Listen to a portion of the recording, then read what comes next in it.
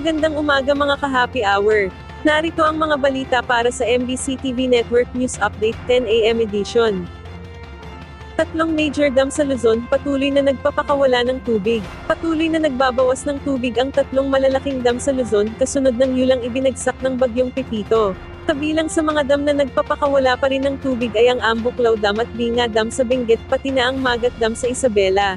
Sa 8 AM update ng Pag-asa Hydromet, 2 gate pa rin ang nakabukas sa Ambuklaw Dam, habang 3 gate naman ang nakabukas ng Binga Dam, dahil sa malapit pa rin ang kasalukuyang antas nito sa high water level ng dam. Isinara naman na ang isang radial gate ng Magat Dam kaya 2 na lamang ang bahagyang nakabukas na may kabuoang taas na 3 metro.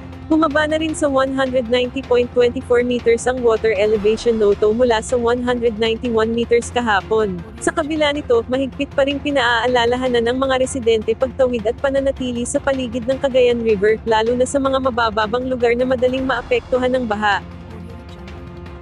Samantala, Mary Jane Veloso posibleng maiuwi sa Pilipinas sa Pasko.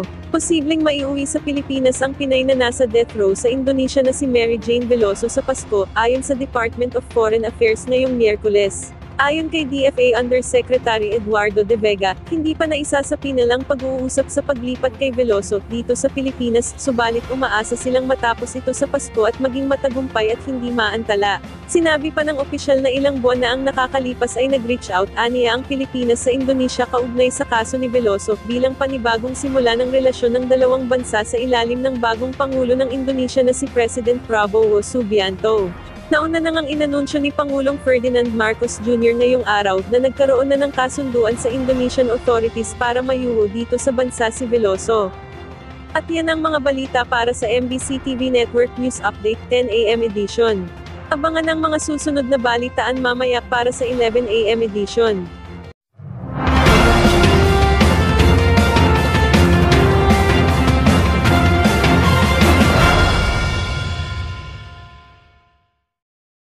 Mga ka-happy hour, kung gusto mong manood ang mga balita sa MBC TV Network News Update, mag-subscribe sa aming YouTube channel, i-like ang aming Facebook page, at i-follow sa aming TikTok account.